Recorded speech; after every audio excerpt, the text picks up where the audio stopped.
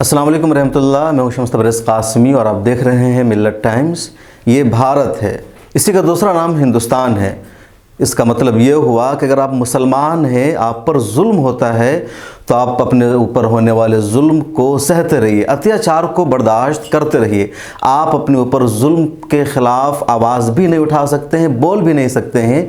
Social media का इस्तेमाल करके अगर आप दुनिया को ये बताएंगे कि हम पर जुल्म हो रहा है, हमको मारा जा रहा है, हमारी मस्जिदों में आग लगाई जा रही है, हमारे इबादत खानों को तहस नहस किया जा रहा है, हमारे घरों को तोड़ा जा रहा है, हमारी दुकानों को जलाया जा रहा है, हमारा जीना दोभर कर रखा है मेजॉरिटी कम्युनिटीज़ के लोगों ने, यानी कुछ शिद्दत पसंद भगवाइयों ने, हिंदुओं ने, तो इस बुनियाद पर ही आपको जेल में बंद कर दिया जाएगा, आपका जीना दोभर कर दिया जाएगा। और मुजरिमों को सज़ा देने के बजाय, फसादियों के ख़िलाफ़ एक्शन लेने के बजाय आपको ही मुजरिम ठहरा दिया जाएगा, क्योंकि आपने अपने ऊपर होने वाले जुल्म के ख़िलाफ़ बोलने की जुर्रत की है, लबकुशाई करने की कोशिश की है, सोशल मीडिया का इस्तेमाल किया है। ये बात मैं इस वक्त त्रिपुरा के तनाजुर में कर रहा हूँ। वैसे हर मामले में यही होता है। हिंदुस्तान में मुसलमानों की बस्तियों को जलाया जाता है, मुसलमानों को मारा जाता है, फसादियों की टीम मुसलमानों पर हमला करती है और फिर पुलिस भी मुसलमानों के खिलाफ ही केस दर्ज कर लेती है। दिल्ली राइट्स में जो कुछ हुआ पूरी दुनिया उसे देख रही है और इसी बुनियाद पर अदालतों की तरफ से बार बार दिल्ली पुलिस को फटकार लगाया जा रहा है। त्रिपुरा पिछले 10 दिनों तक लगातार जलता रहा। 21 अक्टूबर को वहाँ कुछ शिद्दत पसंद तंजीमों ने एक रैली निकाली थी। बजरंग दल और उस जैसी कुल 13 तंजीम थी जिनकी मुश्तरका रैली थी।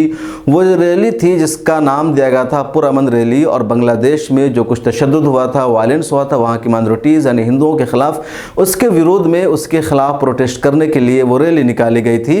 बांग्लादेश में जो कुछ हुआ वो आप जानते हैं कि पहले मुसलमानों के जज्बात मजरूह किए गए, कुरान करीम की हिंदुओं ने बेहुरमती की, रद्द अमल में मुसलमानों ने मंदिरों पर हमला कर दिया, 6 हिंदुओं की मौत हो गई, कई लोग जख्मी हुए। उसी के खिलाफ त्रिपुरा में लोगों ने प्रोटेस्ट किया, पूरे हिंदुस्तान ने प्रोटेस्ट किया, मुसलमानों ने भी प्रोटेस्ट किया, मिली तंजीमों ने भी प्रेस स्टेटमेंट जारी किया और जो कुछ बांग्लादेश में मुसलमानों ने किया उसकी मजम्मत की गई।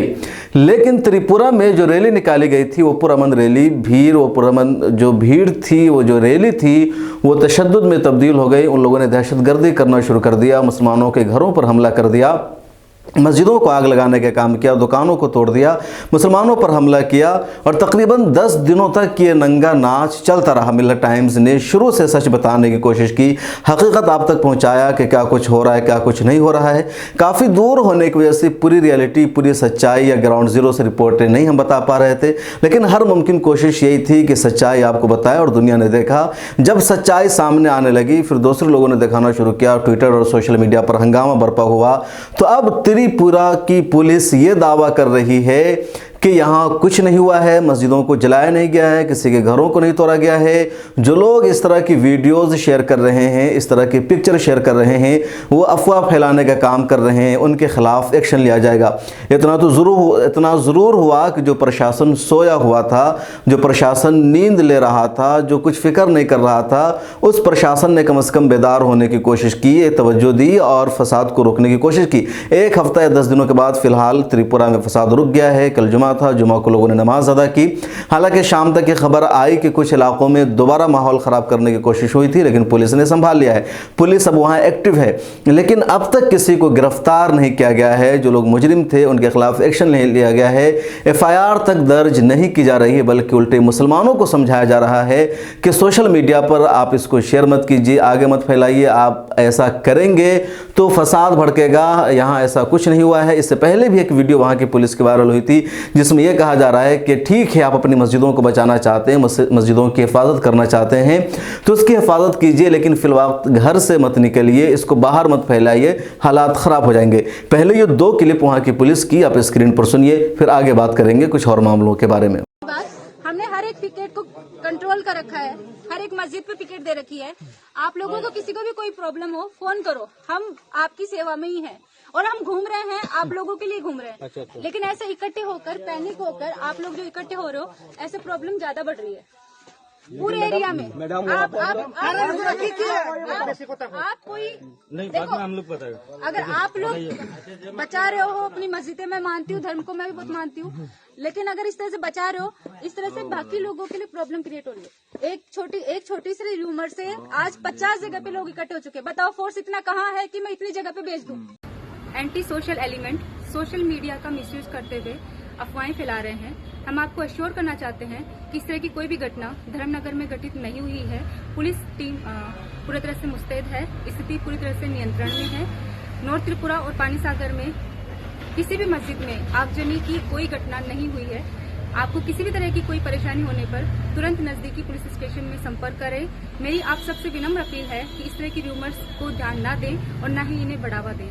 आप सबसे अपील है कि पुलिस का सहयोग करें और किसी भी तरह से पैनिक ना हो। त्रिपुरा पुलिस इस तरह से सोशल मीडिया का मिसयूज करने वालों के अगेंस्ट में कठोर कार्रवाई करे।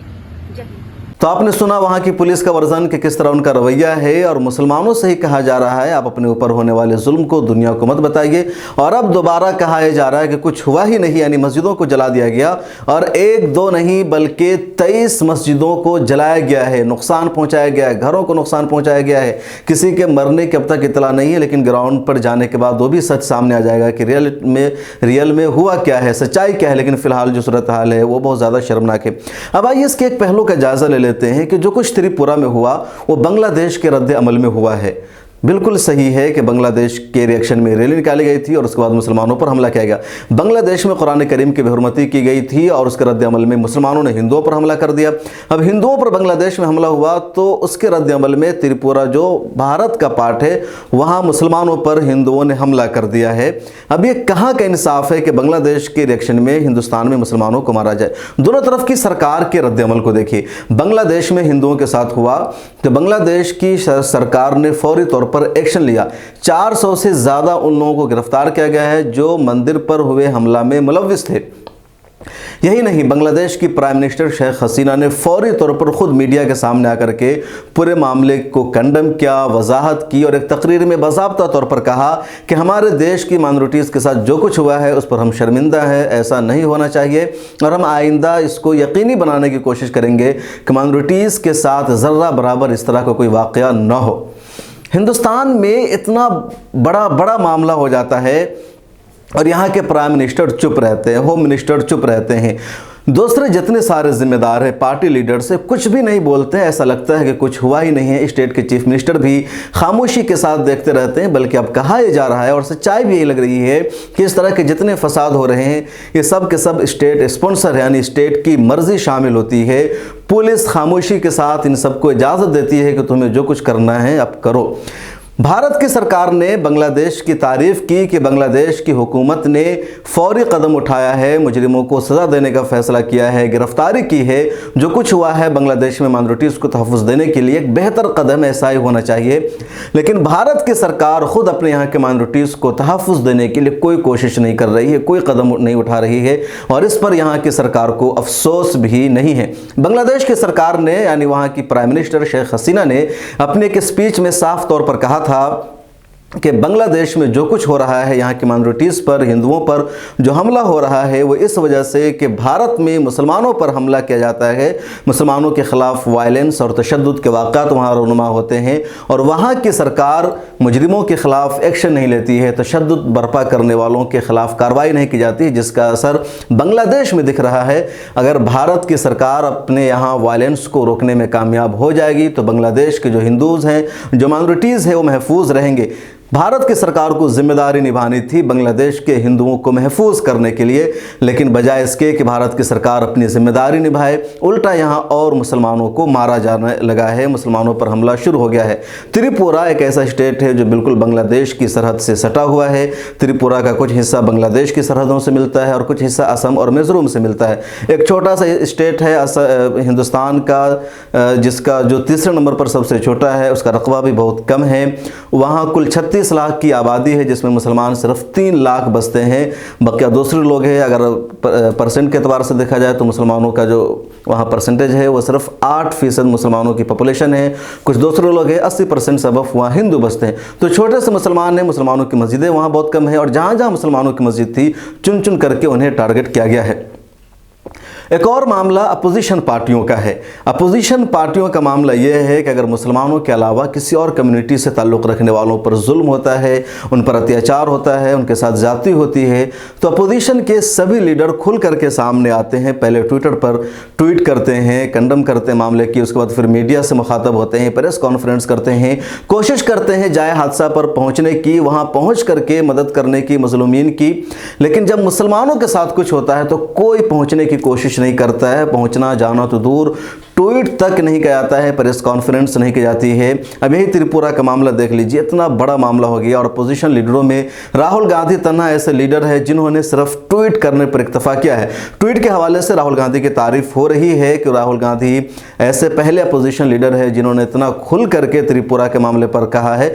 उनका ट्वीट आप स्क्रीन पर देख भी सकते हैं, जिसमें राहुल गांधी कह रहे हैं कि त्रिपुरा में हमारे मुसलमान भाइयों पर जो अत्याचार हो रहा है वो गलत है और जो हिंदू धर्म के नाम पर ऐसा कर रहे हैं वो ढोंगी है, हिंदू नहीं है। राहुल गांधी ने बहुत खुल करके ये तनकीद की है और इसी वजह से उनकी इस तनकीद पर शिद्दत पसंद हिंदू तनकीद कर रहे हैं। कपिल मिश्रा ने भी एक ट्वीट किया और उस पर एक तरफ उन्होंने राहुल गांधी के ट्वीट का स्क्रीनशॉट लगाया, दूसरी तरफ पॉपुलर फ्रंट ऑफ इंडिया की प्रेस रिलीज़ को शामिल कर कहा कि जिहादी तंजीम पॉपुलर फ्रंट ऑफ इंडिया जैसा राहुल गांधी का ट्वीट है, यानी दोनों की भाषा एक है, ये रिश्ता क्या कहलाता है। ये शख्स कौन है? कपिल मिश्रा, जो खुद दिल्ली दंगों का कलीदी मुजरिम और आरोपी है, वो दूसरों पर इस तरह के आरोप लगा रहा है। तो राहुल गांधी ने भी ट्वीट करने पर इत्तफा किया। ट्विटर पर लोग सवाल पूछ रहे हैं कि जब लखीमपुरी में मामला होता है तो राहुल गांधी वहां पहुंचते हैं, प्रियंका गांधी जाती है। हाथरस में हुआ तो राहुल गांधी ने जाने की कोशिश की, प्रियंका ने जाने की कोशिश की। दिल्ली में अभी 2 महीना पहले एक दलित लड़की का रेप हो गया था, वहां भी राहुल गांधी गए थे, जिसके बाद राहुल गांधी का ट्विटर अकाउंट भी ब्लॉक हुआ था। लेकिन असम में मुसलमानों पर 0 पॉइंट से गोलियां चलाई गई, 800 मुसलमानों को बेघर कर दिया गया।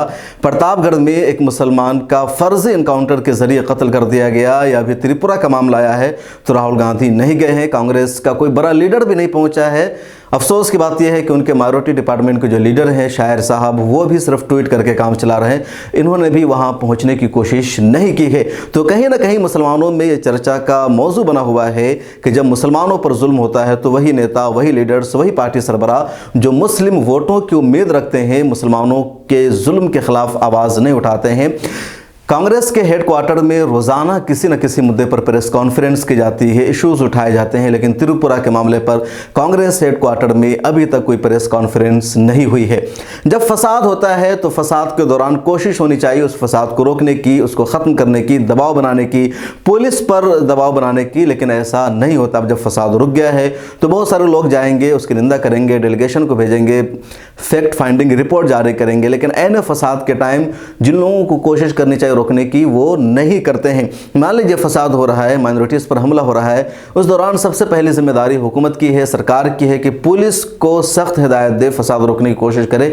अगर पुलिस अपनी जिम्मेदारी नहीं निभा रही तो अपोजिशन लीडरों की जिम्मेदारी होती है कि खुल करके सामने आ जाए, या इसके अलावा मेजॉरिटी के आवाम की जिम्मेदारी होती है, जो सेकुलर आवाम है, कि वो सामने आए और माइनॉरिटीज़ की हिफाजत करे। बांग्लादेश में जहाँ एक तरफ हिंदुओं पर हमला किया गया, मंदिरों में तोड़फोड़ की गई, वहीं बांग्लादेश से कुछ तस्वीरें ऐसी भी आई कि बहुत सारे मुसलमान उलमा, स्कॉलर्स मंदिरों के बाहर चैन बनाकर खड़े हो गए, इंसानी जंजीर उन्होंने बना ली और मंदिरों की हिफाजत की। जो लोग मंदिरों पर हमला करने आ रहे थे उसे उन्होंने रोकने का काम किया। लेकिन त्रिपुरा से ऐसी कोई तस्वीर आपको देखने की नहीं मिलेगी, न दूसरी जगहों पर। सुरेश चौहान के सुदर्शन न्यूज़ का ये चीफ एडिटर है, मालिक भी है। इसका एक दूसरा तारुफ ये है कि एक संघी पत्रकार है, शिद्दत पसंद है, बल्कि दहशतगर्द भी है। और त्रिपुरा में बांग्लादेश के मामले को लेकर के मुसलमानों के साथ जो कुछ हो रहा है उसमें कहीं ना कहीं इसका भी हिस्सा है, क्योंकि शख्स ने बिंदास बोल में लगातार कई सारे प्रोग्राम बांग्लादेश में होने वाले हिंसा पर किया। उसमें ख़ास तौर पर इसने हिंदुओं को उकसाया कि बांग्लादेश में हिंदुओं पर होने वाले जुल्म को रोकना है तो हिंदुस्तान में आवाज़ उठानी होगी, हिंदुस्तान के मुसलमानों को मारना होगा, हिंदुस्तान के मुसलमानों पर हमला करना होगा। इस तरह की बातें इसने अपने बिंदास बोल के प्रोग्राम में की, सबक सिखाना होगा।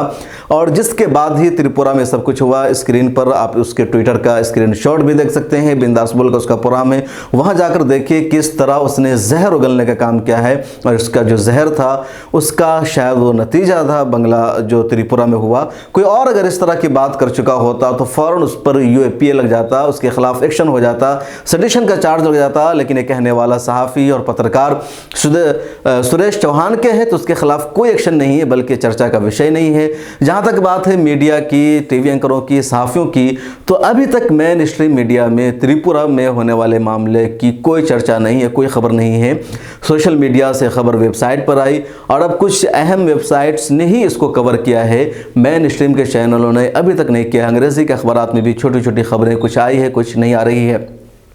त्रिपुरा की ये पूरी अहम अपडेट है। मुसलमानों का डेलीगेशन भी जाना शुरू हो गया है। मैं खुद भी वहाँ पहुँचने की कोशिश कर रहा हूँ। ग्राउंड ज़ीरो से मैं बताऊँगा क्या सच्चाई है, क्या रियलिटी है, ताकि पूरा सच सामने आ सके और हकीकत दुनिया जाने कि किस तरह एक दूर दराज इलाके में जहाँ मुसलमानों की पॉपुलेशन सिर्फ 8% है, किस तरह उन लोगों ने मुसलमानों पर हमला किया है, मस्जिदों को जलाया है, जो ख़ुद के बारे में ये कहते हैं कि हम गंगा जमनी तहज़ीब के लंबरदार है, हमारा दिल बहुत बड़ा है, हम मुसलमानों को पिछले 800 सालों से नहीं बल्कि 1400 सालों से यहाँ रखे हुए हैं। उन लोगों ने थोड़ी सी तादाद में मुसलमानों को पा करके किस तरह जुल्म सितम किया है। आप इस बारे में क्या सोचते हैं कमेंट सेक्शन में ज़रूर लिखिएगा।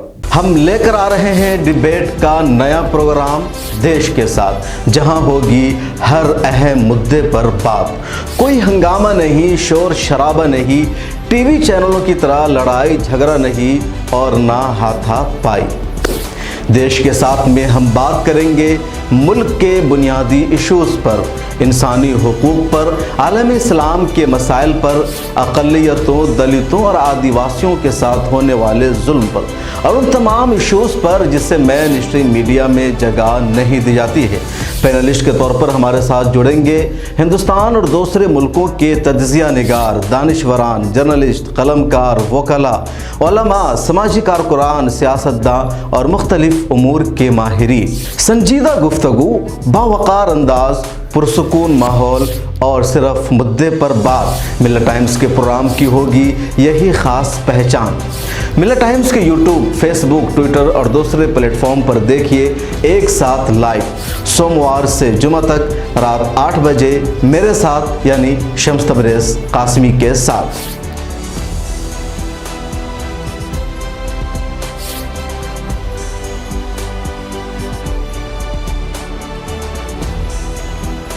हमारी वीडियोस देखने के लिए बेहद शुक्रिया। मिल्लत टाइम्स की खबरें पढ़ने, सुनने और देखने के लिए गूगल प्ले स्टोर से ऐप डाउनलोड करें।